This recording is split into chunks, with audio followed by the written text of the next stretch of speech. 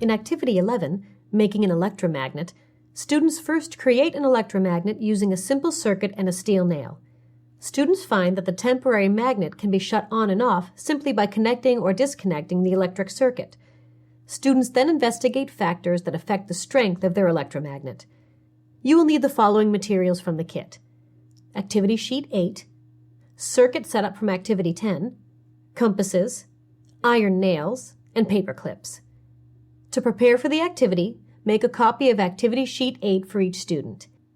Each group of 4 students will need the battery setup and wire from Activity 10, a compass, an iron nail, and 25 paper clips. To begin the activity, review how an electric current produces a magnetic field around a wire. Ask students, if electromagnetism can move the needle of a compass, what else could we expect it to do? Students will probably identify tasks similar to those accomplished with magnets, such as picking up objects. Next, explain to the students that an electromagnet consists of an iron-containing, or ferrous, object inserted into coils of wire that have electric current flowing through them. Point out that the ferrous object for this activity is an iron nail. Tell the students that they will construct an electromagnet and investigate its ability to pick up paper clips. Now, divide the class into teams of 4 and distribute the materials. Have the students construct their electromagnet by wrapping 10 coils of wire around the iron nail, leaving enough wire to connect to the battery.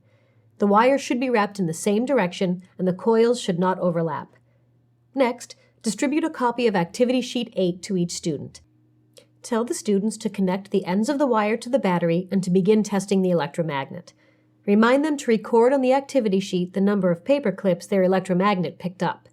Tell students not to hook any clips over the tip or the head of the nail. Remind them not to keep the electromagnet connected to the battery for more than a minute.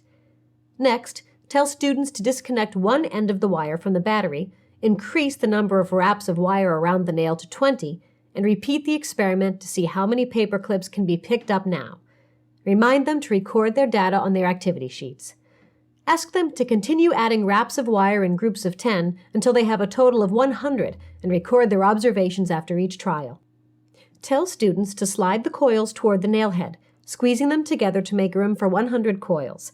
Ask students, is there a relationship between the strength of an electromagnet and the number of coils of wire? Students will find that as the number of coils increases, the strength of the electromagnet also increases. Now instruct them to disconnect the wire from the battery and ask students, what happens to the nail? Students will find that when the electric current stops flowing through the wire coil, the nail loses its magnetism and the paper clips are no longer attracted to the nail. Next, have the students turn the current on and off several times by alternately connecting and disconnecting the wire and battery, and have them observe what happens to the nail's ability to pick up paper clips. Then ask, how does an electromagnet differ from the other magnets we have studied?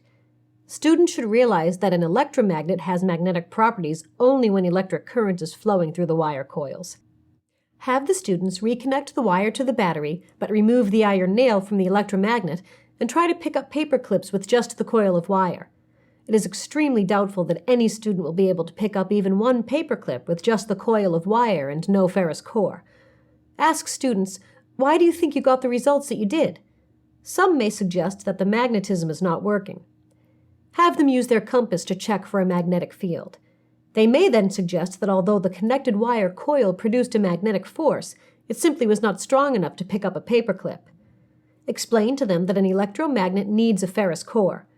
Finally, tell students that combining a ferrous core and an electric current to make a magnet that can be turned on and off has had an important impact on our society.